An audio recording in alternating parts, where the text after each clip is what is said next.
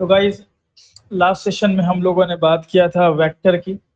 Vector के साथ साथ हम लोगों ने लिंक लिस्ट भी देखा था। ठीक है,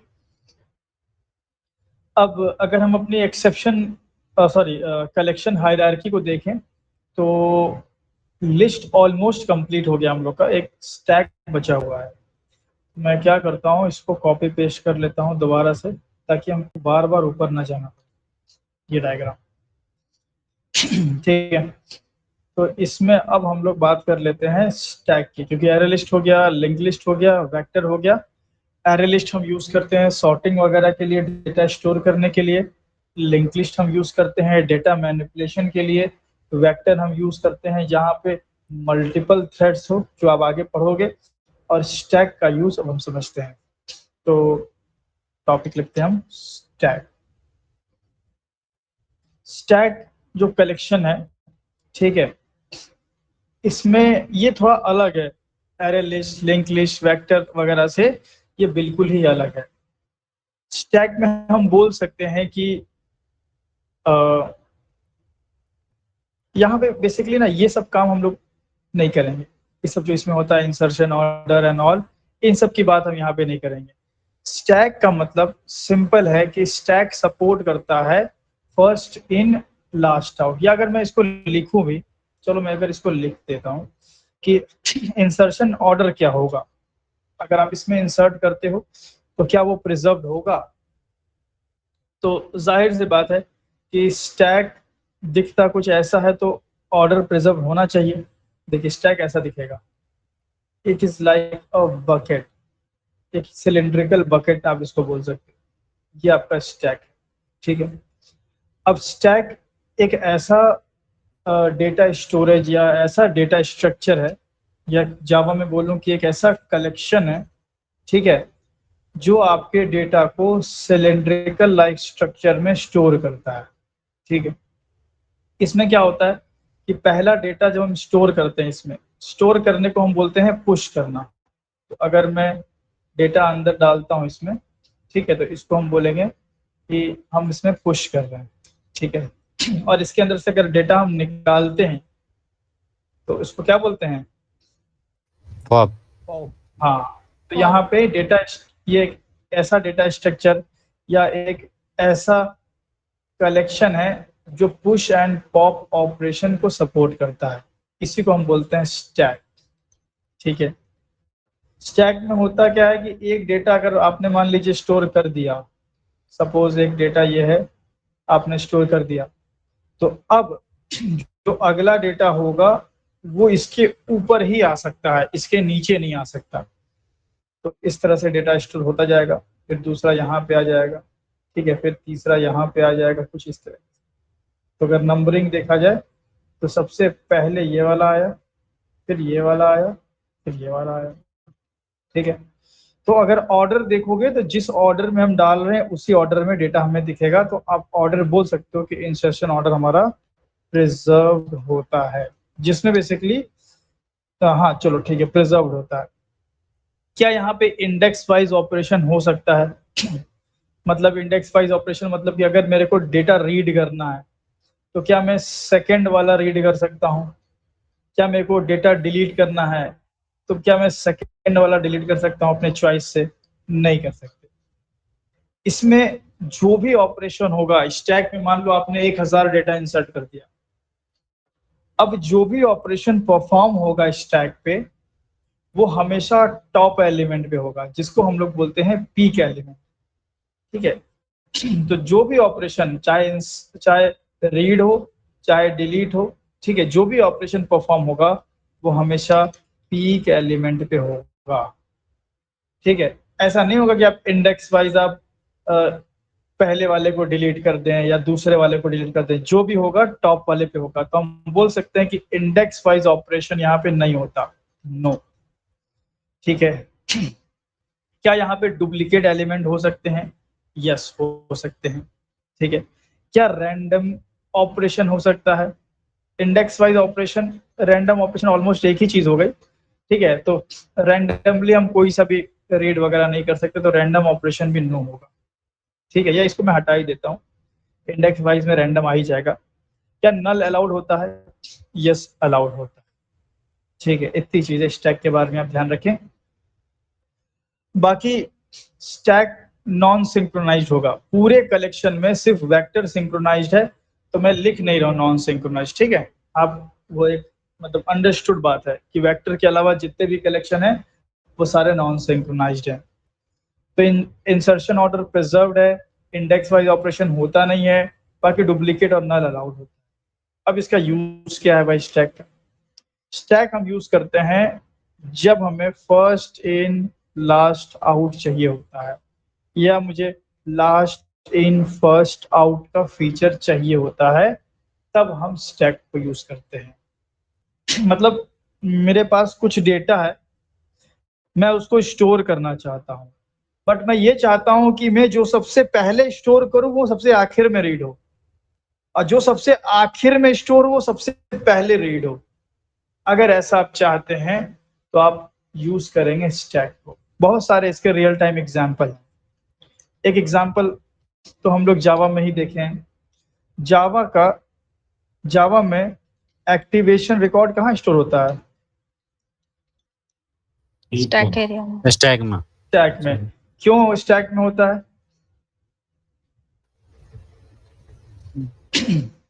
क्योंकि मेथड चल हाँ मेथड, मेथड क्योंकि चलते हैं। सबसे पहले जो मेथड चल रहा है वो सबसे आखिर में बंद होता है। देखिए मेन मेथड है, अगर मान लो अब ऐड वेक्टर का हमने ऐड मेथड चलाया, ठीक है, तो सबसे पहले कौन सा मेथड चला? Main method. Yes sir. उसके बाद ऐड मेथड चला, लेकिन सबसे पहले कंप्लीट कौन सा मेथड हुआ? ऐड ही कंप्लीट हो गया ना। ऐड ऐड यस जो सर। तो ऐड कंप्लीट हो गया, जो सबसे पहले चला था वो सबसे लास्ट में कंप्लीट होगा। मतलब अगर इसका एक्टिवेशन रिकॉर्ड अगर देखा जाए तो सबसे पहले एक्टिवेशन रिकॉर्ड ऑफ मेन बनेगा, यस सर। फिर ये ऐड के एक्टिवेशन रिकॉर्ड बनेंगे, एक मेथड चलेगा, एक्टिवेशन रिकॉर्ड बनेगा, मेथड जब पूरा चल जाएगा एक्टिवेशन रिकॉर्ड डिलीट हो जाएगा। तो मेन का एक्टिवेशन रिकॉर्ड कब डिलीट होगा? जब ये पूरा मेथड कंप्लीट हो जाएगा। मतलब जो सबसे फर्स्ट इन हो रहा है वो सबसे लास्ट में आउट भी हो रहा है ना। Yes sir. मेन मेथड चल सबसे पहले रहा है, लेकिन बंद सबसे आखिर में हो रहा है। First in last out.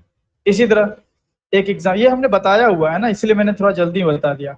Yes sir. Activation record वाली बात हमने बताई है पहले। एक एग्जांपल ये भी देख लो, ये भी शायद रिकर्शन में कि कहीं तो बताया होगा। जैसे हमने मान लो लिखा है दिस इज माई, या दिस इज माई कर देते हैं बच्चा। अब ये मैंने एक टेक्स्ट लिखा, ठीक है, एक सेंटेंस लिखा। अब मैंने क्या किया, माई को डिलीट कर दिया, ठीक। फिर मैंने यहाँ से इज को भी डिलीट कर दिया, फिर यहाँ मैंने दिस को भी डिलीट कर दिया, ठीक है। तो सबसे पहले माई डिलीट हुआ है, फिर इज, फिर दिस। अब मेरे को अपने वर्ड्स, अपने जो हमने चीजें डिलीट की वो मुझे वापस चाहिए होता है, तो मैं कंट्रोल जेड अंडू करता हूँ। Yes sir. अंडू करने पे क्या सबसे पहले आना चाहिए? दिस। दिस सबसे पहले आना चाहिए। तो दिस आया, इज आया, फिर माई आया। मतलब जो सबसे पहले आपने डिलीट किया, माई डिलीट किया, स्टैक में स्टोर हो गया। फिर आपने इज डिलीट किया, वो भी स्टैक में स्टोर हो गया। फिर दिस डिलीट किया, वो भी स्टैक में स्टोर हो गया। अब मेरे को वापस चाहिए तो स्टैक ऊपर से एलिमेंट देगा, पहले दिस देगा, फिर इज देगा, फिर माई देगा। मतलब मुझे क्या ऑपरेशन चाहिए था? मुझे जो सबसे आखिर में डिलीट किया था वो सबसे पहले चाहिए था, है ना। Yes sir. और जो सबसे पहले डिलीट किया था वो सबसे लास्ट में चाहिए था, जब हम रिवर्स कंट्रोल जेड करते हैं। तो ऐसे अगर आपको मतलब ऐसे ऐसे अगर आपको यूज है, ऐसे अगर यूजर्स हैं आपके, तो आप स्टैक को यूज कर सकते हैं। तो स्टैक यूज हर उस जगह पे हो जाएगा जहां पे फर्स्ट इन लास्ट आउट का फीचर आपको चाहिए। एग्जाम्पल के तौर पे एक्टिवेशन रिकॉर्ड इन जावा, ठीक है। उसी तरह टेक्स्ट एडिटर्स वगैरह में यूज होता है। टेक्स्ट एडिटर्स में जब हम टेक्स्ट को डिलीट एंड अनडू करते हैं तो वहां भी इंटरनली स्टैक का यूज होता है। ठीक है, तो स्टैक क्या है भाई? एक डेटा स्ट्रक्चर है, जावा में हम इसको कलेक्शन बोलते हैं, जो कि फर्स्ट इन लास्ट आउट के फीचर को यूज करता है। इतनी सी बात है। बाकी इंसर्शन ऑर्डर प्रिजर्व्ड होगा, इंडेक्स वाइज ऑपरेशन नहीं होता है, पुश एंड पॉप होता है। ओनली पीक एलिमेंट में जो टॉप एलिमेंट है उस पर ही ऑपरेशन परफॉर्म हो सकता है। इंडेक्स वाइज किसी भी एलिमेंट पे आप ऑपरेशन परफॉर्म नहीं कर सकते। बाकी डुप्लीकेट और नल इसमें आप रख सकते हो। समझ गए स्टैक की थ्योरी? Yes sir. तो सिंपल सी बात थी बिल्कुल। बाकी ये वाला डायग्राम भी हम ऐड कर लेते हैं। ये हो गया हमारा।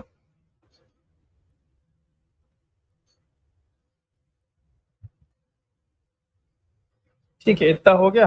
तो अब हम लोग प्रोग्राम देख लेते हैं, आइए। तो स्टैक बनाना है अगर आपको, तो बहुत ही सिंपल खेल है। आप क्या करेंगे, आप न्यू कीवर्ड का यूज करेंगे, न्यू स्टैक। ठीक है, और स्टैक को हम स्ट्रिंग टाइप का बना लेते हैं, जेनरिक बना लेते हैं इसको हम। और ये हमने कर लिया स्टैक। और स्टैक के मेथड इंटरव्यू में पूछता है। ठीक है, तो अभी तक हम लोग ऐड मेथड यूज करते थे, ऐड और रिमूव मेथड यूज करते थे। स्टैक में हम यूज करेंगे पुश, स्टैक डॉट पुश। ठीक है, अब आपने एक डेटा पुश कर दिया यहाँ से, मान लो डेटा 1, ये पुश किया। अब इसी तरह आप जितना चाहे उतना डेटा इसके अंदर आप पुश कर सकते हो, 1 2 3 4 5 6, इस तरह से बहुत सारा डेटा आप इसमें पुश कर सकते हो। 5 ही कर लेते हैं हम।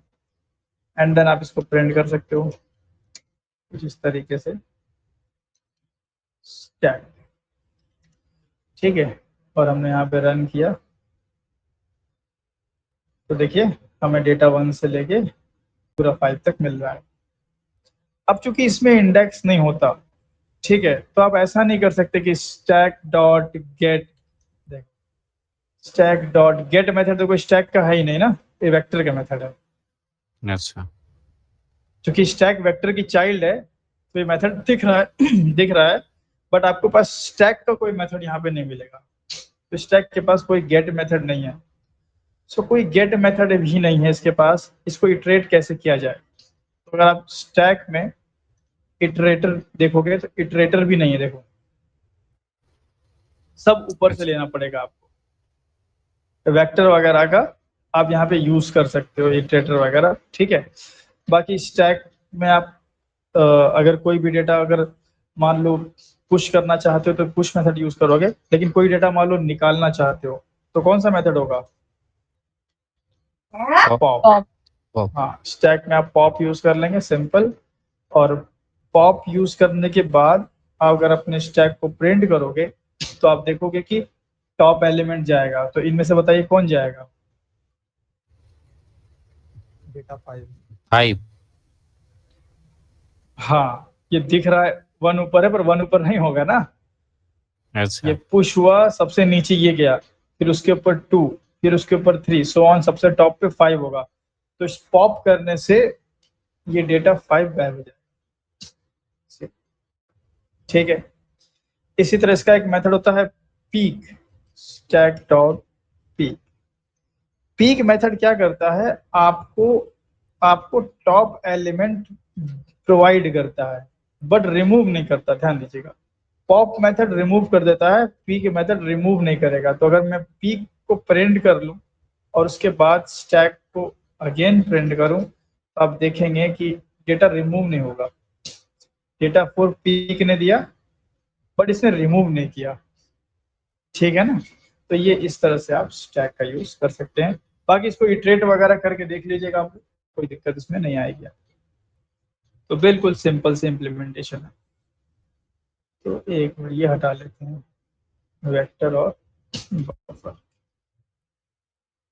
तो पुश, पॉप, पीक, सर्च भी एक मेथड होता है। उस मेथड आप एक्सप्लोर कर सकते हो, मेथड तो बहुत आपको मिल जाएंगे। एक सर्च भी मैं बता देता हूँ, stack dot search, stack dot, देखो स्टैक का मेथड है सर्च। सर्च में क्या होता है कि हम यहाँ पे नंबर डालते हैं, तो 1 डाला हमने, तो ध्यान दीजिए, ऐसा नहीं होगा कि भाई ये 0 पे है, ये 1 पे है, ये 2 पे है, नहीं।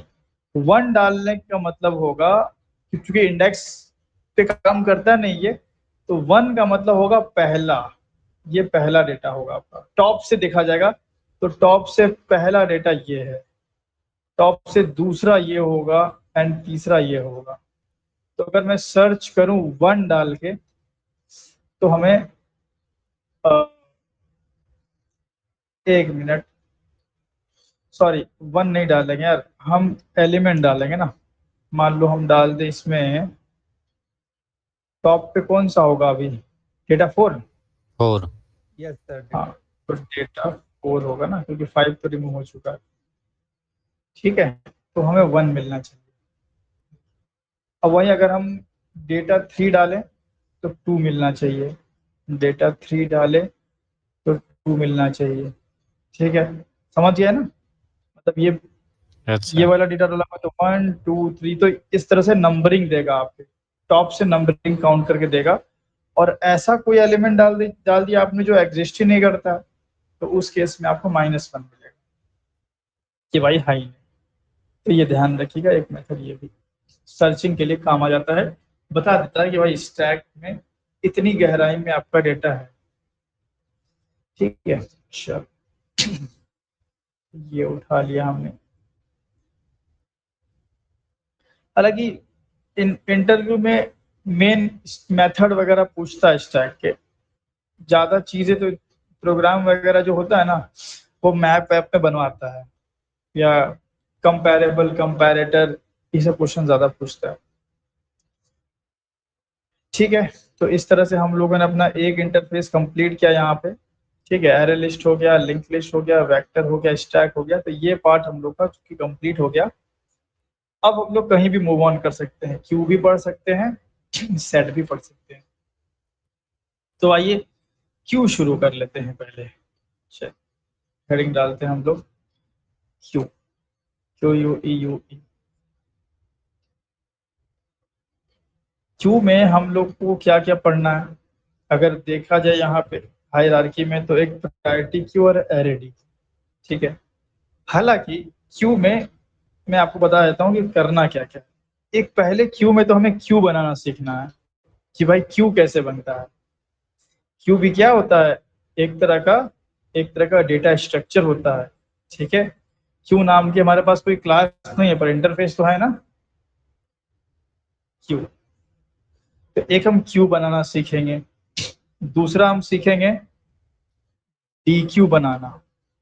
ठीक है, तो क्यू आपको सीखना है, डी क्यू बनाना आपको सीखना है, और तीसरा आपको प्रायोरिटी क्यू बनाना सीखना है। ये तीन चीजें सीख गए तो आपका क्यू कंप्लीट हो जाएगा। चलो शुरुआत करते हैं हम क्यू से, कि क्यू क्या होता है।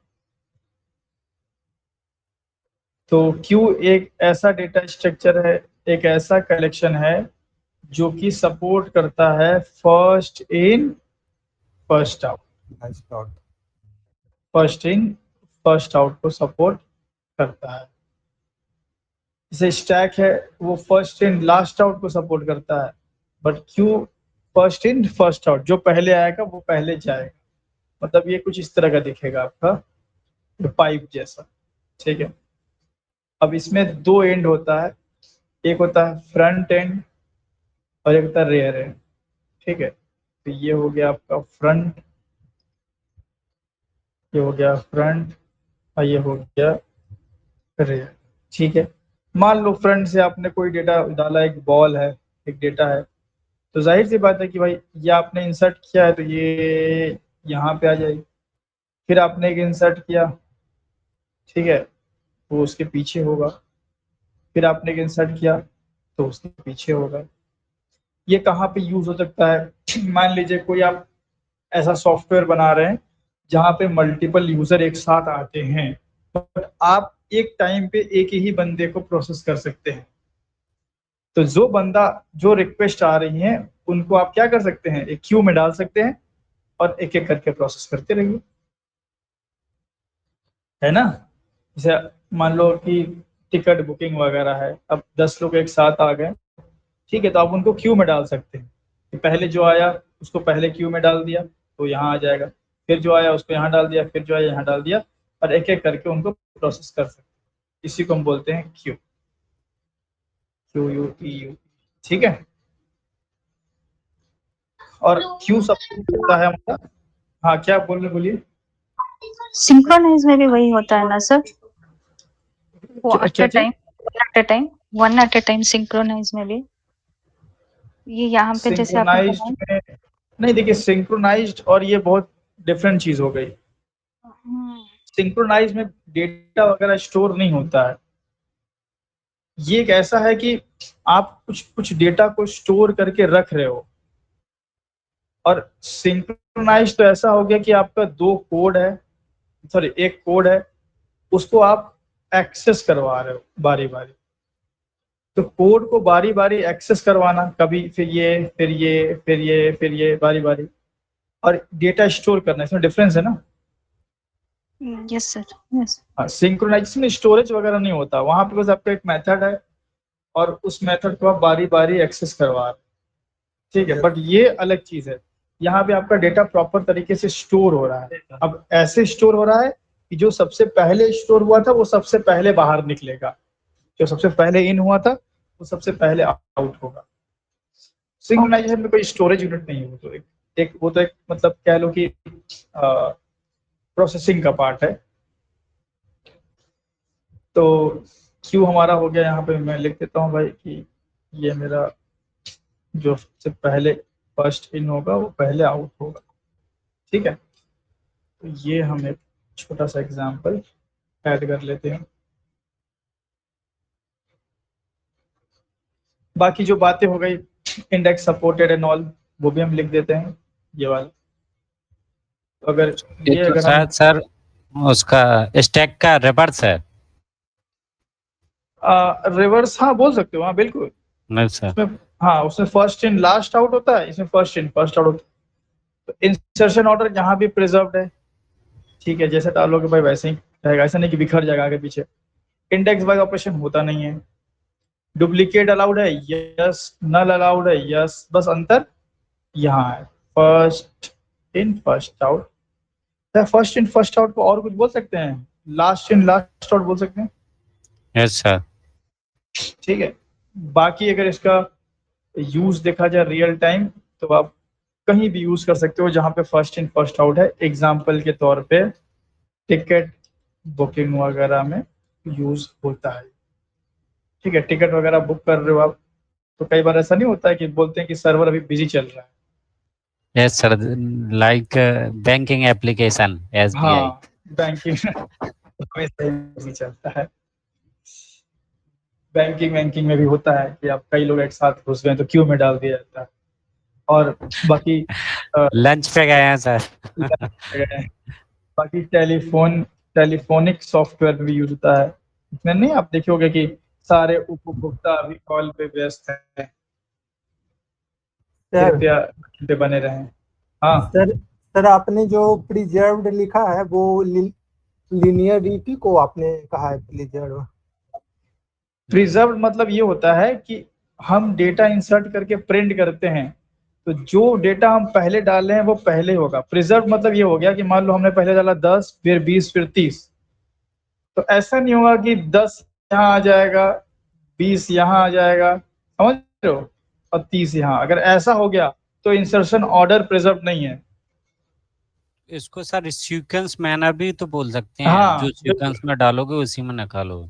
बिल्कुल, आप उसको सीक्वेंसिंग भी बोल सकते हैं, आप ये हटा के सीक्वेंसिंग बोल सकते हैं, या ऑर्डर, जो भी आपको सही लगे। तो सीक्वेंसिंग मतलब या इंसर्शन ऑर्डर प्रिजर्व होना मतलब कि हमने 10 पहले डाला तो 10 आगे जाएगा, फिर 20 डाला तो उसके पीछे ही 20 रहेगा, 30 डाला तो उसके पीछे ही 30 रहेगा।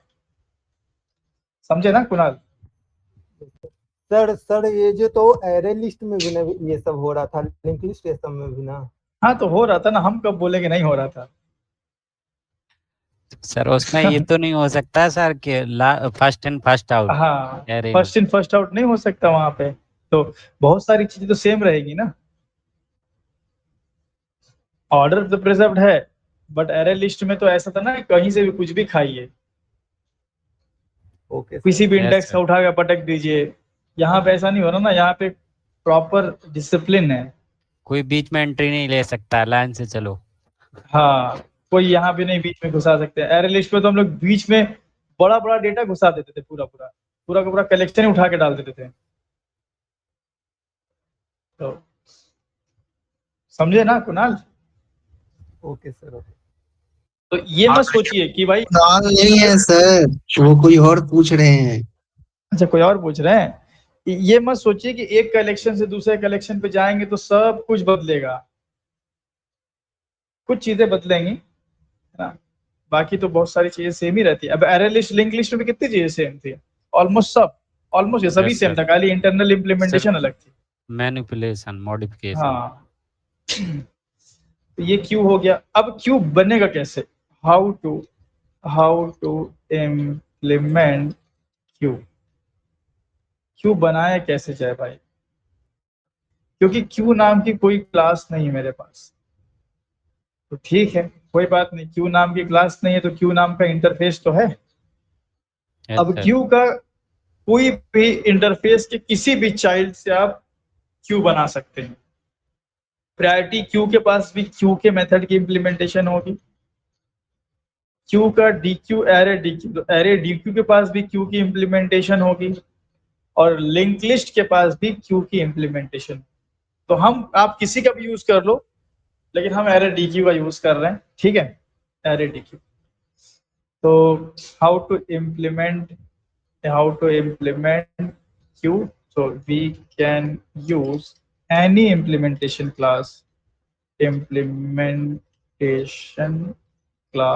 of Q। ठीक है, इसीलिए भाई ऊप्स पढ़ना बहुत जरूरी है ना। देखो ऊप्स है ना ये पूरा, Yes, sir.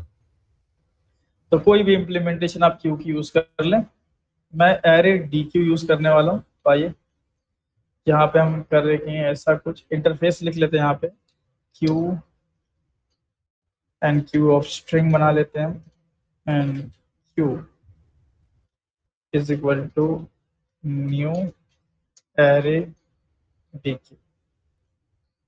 यहाँ पे क्या हुआ भाई, क्यू लिखे हैं और इधर एरे डीक्यू लिख दिए हैं। क्या इसको क्या बोलते हैं हम लोग? अपकास्टिंग। अपकास्ट। ठीक है, अपकास्टिंग मार दिया। अब मेथड ध्यान से आप लिखेंगे, क्योंकि क्यू के पास बहुत सारे मेथड होंगे, हमें क्यू वाले मेथड चाहिए। तो यहाँ पे एक मेथड आपको मिलेगा ऐड नाम से, Yes, sir. add now. Yes. Add, और इसमें आप पटक दें कुछ डेटा 1 डेटा 2 डेटा 3 ऐसा कुछ, 1 2 3 4 5। अब याद है स्टैक में डेटा 5 रिमूव हुआ था, Yes, sir. पर यहाँ पे जो सबसे पहले जाएगा वो सबसे पहले गायब होगा। तो डेटा 1 से पहले रिमूव होगा। उससे पहले मैं क्यू को प्रिंट कर लेता हूँ, टू यू, ठीक है।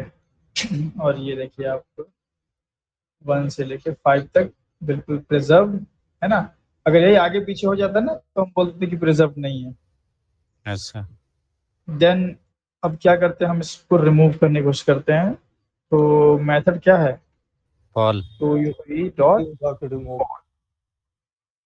अब आप इंडेक्स वाइज नहीं रिमूव कर सकते ना यहाँ पे, कि आप सोचें कि हम बीच वाला ये उखाड़ के फेंक दें, नहीं होगा। जो रियर एंड पे होगा, ठीक है, रियर एंड पे, इसको पीक भी बोल सकते हैं, जो पीक पे होगा उसको ही रिमूव किया जा सकता है सर। तो सारे ऑपरेशन इसी रियर वाले पे या पीक वाले पे परफॉर्म किए जाएंगे। तो ये मेथड देखो थोड़े अब नए नए आ रहे हैं। एरे लिस्ट, लिंक लिस्ट और वेक्टर तक तो ऐड रिमूव था, स्टैक में पुश आ गया, पुश और पॉप। अब यहाँ पे वापस ऐड आ गया, बट रिमूव करने के लिए पॉल आ गया। ठीक है, तो ये आपको थोड़ा सा तो चीजें याद करनी पड़ेगी, प्रैक्टिस करोगे तो ये याद हो जाएगी वैसे भी। तो पॉल कर दो, और पॉल करने के बाद अगर आप अपने क्यू को प्रिंट करोगे तो आप देखोगे डेटा 1 गायब होगा। ठीक है, इस तरीके से। बाकी आप इसमें पीक वगैरह भी यूज कर सकते हो। जैसे फॉर एग्जांपल मैं करूँ क्यू डॉट पीक, तो पीक हमें सिर्फ रेयर एंड के एलिमेंट जिसपे ऑपरेशन परफॉर्म होना है वो दिखाएगा, रिमूव नहीं करेगा। डेटा 2 है ना, फर्स्ट अच्छा इन फर्स्ट आउट। भाई फर्स्ट डेटा 1 गया, फिर डेटा 2 गया, तो 1 तो रिमूव कर दिया था, तो एकदम लास्ट में कौन बैठा है, डेटा 2 बैठा है, तो इसीलिए पीक जब हमने किया तो डेटा 2 दिखा रहा है। इसी तरह सर्च भी देख लिया जाए, आउट क्यू डॉट सर्च नहीं है क्या इसमें, इसमें नहीं है सर्च। चलो सर्च की दिक्कत नहीं है इसमें, तो बाकी तो देखो क्यू के मेथड ऐड दिख रहा है, एलिमेंट, एलिमेंट से क्या होगा भाई, Q dot element, peak element देगा ये भी, I think peak element. Sir peak तो है जो सिर्फ एलिमेंट को है जो प्रिंट न किया है। पीक प्रिंट नहीं किया है, पीक ने आपको एलिमेंट को दिया है, प्रिंट तो सिस आउट नहीं किया है।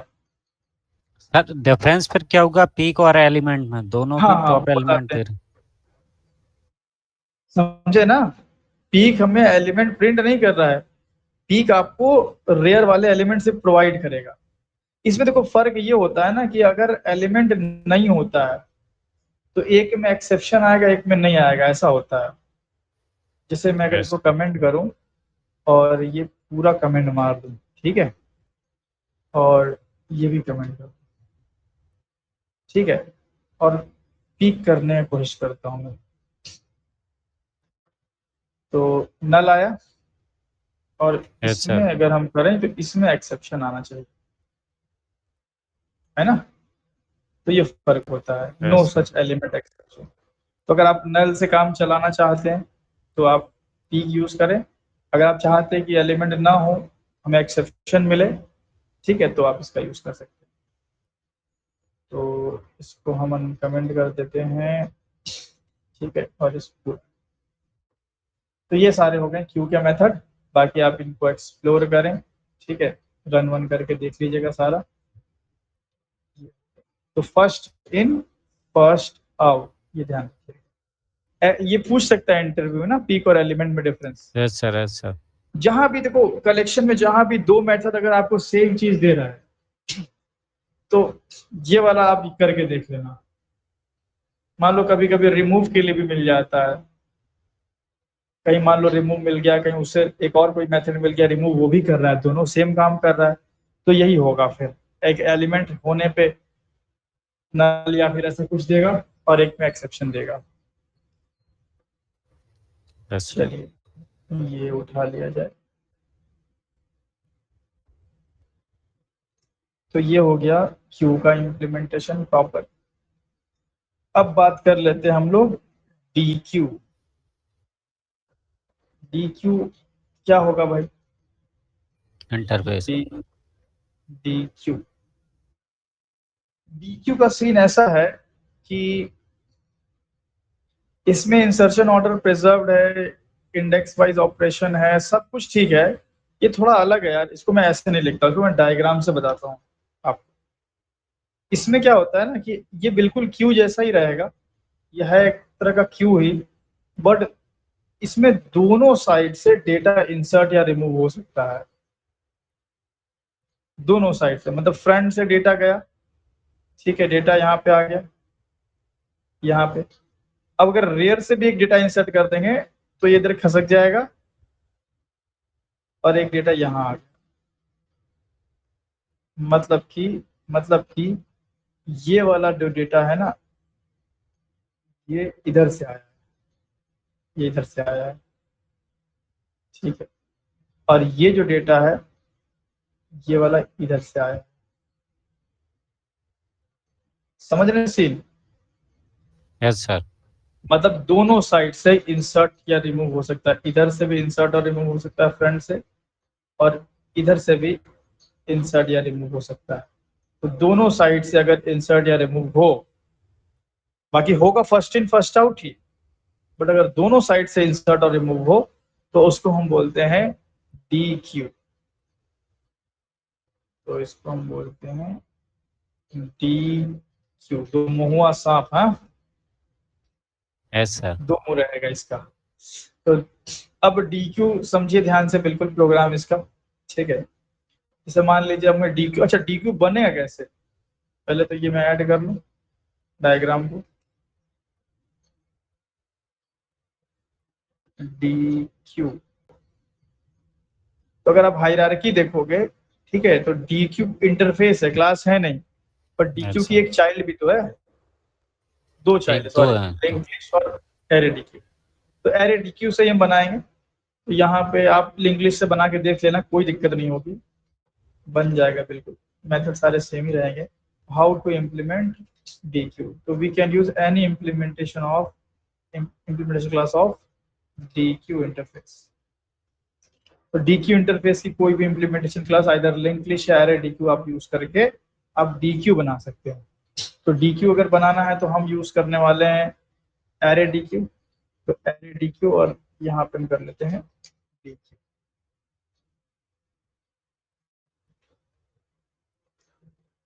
ठीक है, डी डी क्यू का स्पेलिंग सही है ये, हाँ ठीक है, इधर हमने गलत लिखा है क्या, क्यू यू ई है बस, डी क्यू।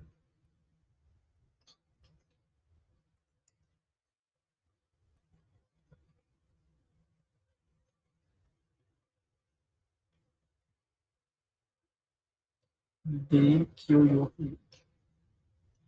चलो भाई साहब, तो अब डी क्यू हम लोग देख लेते हैं कैसे बनता है, मैं सही कर लूँ स्पेलिंग इसकी। तो हम यूज कर रहे हैं एरे डी क्यू, और यहाँ से हमें ऐड करना, हमने 5 डेटा ऐड किया, ठीक है, 5 डेटा ऐड किया। अब ये जो 5, अगर आप ऐड यूज करते हो, या ऐड नहीं यूज करना है, सॉरी, हम यूज करेंगे इसमें queue dot add first, add first. इसमें हमने ऐड फर्स्ट में किया, मान लीजिए डेटा 1, फिर हमने यूज किया क्यू डॉट ऐड, फिर से फर्स्ट कर देते हैं, ठीक है, डेटा 2। इस तरह से हमने 2 डेटा ऐड किया। अब ऐड फर्स्ट करने का मतलब क्या हुआ कि डेटा हमारा आया फ्रंट से, मान लो, तो चलो इसको हम डेटा 1 और डेटा 2 मान ले, या इसको डेटा 1 डेटा 2 मानते हैं। ये डेटा 1 डाला हमने और डेटा 2, ऐड फर्स्ट किया है तो फ्रंट से आया डेटा 1 और डेटा 2। तो ये डेटा 1 है और ये डेटा 2 है, ठीक है। अब रेयर से भी इंसर्ट कर सकते हैं चूंकि इसमें, तो उसके लिए हमें मिल जाएगा कौन सा मेथड, ऐड लास्ट।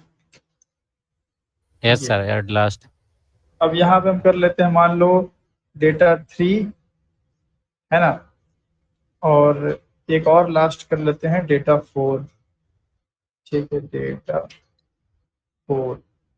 तो अब जो 3 वाला होगा ये इधर से आया होगा, तो ये हो गया डेटा 3, और 4 वाला जो आया वो हो गया डेटा 4, ठीक है। ऐसे आपका डेटा स्टोर हो गया, एंड देन हम सिस आउट करेंगे, ठीक है, क्यू यू ई। तो आप देखिए डेटा 2 1 3 4, अब ये कैसे दिखा रहा भाई 2 1 3 4, डेटा 1 और 2, तो कुछ गड़बड़ी हुआ है क्या, हाँ यार हमने डायग्राम में गलत लिख दिया ना कुछ, अच्छा। Yes sir. डेटा 1 पहले गया, डेटा 2 बाद में गया, तो ये 1 होगा ना, यस सर। डेटा 1 पहले आया फिर उसके पीछे डेटा 2 आया ना, तो इसको कर लेते हैं हम डेटा 2, सॉरी, और डेटा 3 आया फिर डेटा 4 आया, तो ये तो सही है। और देखिए 2 1 3 4, 2 1 3 4, ठीक है ना, आउटपुट यस सही सर। है, तो ये आउटपुट आ गया आपका। अब आपको रिमूव करना है, ठीक है, तो अब आपको दोनों साइड से चूंकि आप रिमूव कर सकते हो, तो आप यूज करेंगे sorry Q Q dot Paul first. ठीक है, अगर सिर्फ पॉल यूज करोगे तो भी आपका मतलब रेयर से ही होगा, लेकिन हम पॉल फर्स्ट मेथड यूज कर रहे हैं। हम चाह रहे हैं कि भाई इस साइड से रिमूव हो, तो पॉल फर्स्ट करके एंड देन वापस से हम क्यू को प्रिंट करते हैं। देखिएगा, तो पॉल फर्स्ट यूज किया हमने और सही है, फर्स्ट साइड से हुआ है यस सर। है ना। पॉल फर्स्ट हुआ तो इस साइड से रिमूव हो गया, जैसे हमने बताया आपको। तो पॉल फर्स्ट से ये उड़ गया। अभी पॉल लास्ट करेंगे तो कौन उड़ेगा? D4 D4 हाँ, तो ये हम कर लें अगर यहाँ पे पॉल लास्ट और वापस से अपने क्यू को प्रिंट करें तो D4 गायब हो जाना चाहिए, है ना। तो 1 और 3 बचा है। तो ये हमारे पेंट में भी दिख रहा है कि 1 और 3 बस बचा। तो इस तरीके से आप DQ यूज कर सकते हैं। बाकी चेक करना कि वो फ्रंट में कौन सा रेडी टू रिमूव है और रेयर पे कौन सा रेडी टू रिमूव है। अगर आपको सिर्फ चेक करना है तो पीक फर्स्ट और पीक लास्ट भी आपको मिल जाएगा। तो you can use Q dot peak first and you can use peak last. ठीक है, ये अगर आप रन करके देखोगे, ये देखिए, तो ये सब जावा ने कितना आसान कर दिया है। अगर आप इसी प्रोग्राम को मान लो DQ को अगर चैट जीपीटी पे जाकर के देखना, स्टैक का ही देख लेना कि write a program to implement stack from scratch in C, बहुत बड़ा प्रोग्राम आपके सामने आएगा। बहुत ज्यादा बड़ा नहीं देगा, काफी उसमें लाइन ऑफ कोड काफी कॉम्प्लेक्सिटी रहेगी। जावा ने इन चीजों को बहुत आसान कर दिया। सीधे अच्छा। सीधे आप ऐड कर रहे हैं, रिमूव कर रहे हैं, ऐड फर्स्ट रिमूव फर्स्ट, काम आपका हो जा रहा है। ठीक है, समझ गए DQ? Yes sir. तो ये इसको भी हम ऐड कर लेते हैं। मतलब बिल्कुल ये क्यू जैसा ही है, बस फर्क ये है कि भाई दो साइड से ऐड रिमूव यस होगा। सर। चलिए इसको भी इग्नोर कर देते हैं। ठीक है, तो ये आपका कौन कौन सा हो गया भाई। तो इसमें हम लोगों ने अभी क्यू सीखा बनाना और DQ बनाना सीख लिया। क्यू DQ और दोनों हम लोग एरर DQ की मदद से बना लिए। अब बारी है प्रायोरिटी क्यू की, जो कि एक लंबा टॉपिक है। प्रायोरिटी क्यू में तो पूरा आराम से हमको लगता है 40 मिनट जाएगा। प्रायोरिटी क्यू, क्योंकि पूरे कलेक्शन फ्रेमवर्क में सबसे ज्यादा एक्सप्लेनेशन इसी में है। Yes sir. इसमें पूरा आपको हीप पूरा बताना पड़ेगा, मिन हीप, मैक्स हीप, हीपीफाई, तब जाके कहीं हम आउटपुट समझ पाएंगे, नहीं तो आउटपुट ही समझ में नहीं आता है इसका। ट्री वगैरह बनाना सिखाना पड़ेगा आपको, उसके बाद कहीं हम लोग प्रोग्राम वोग्राम बनाएंगे और उसमें एक्सप्लेन करूंगा। तो ये सब कहानी हम लोग नेक्स्ट सेशन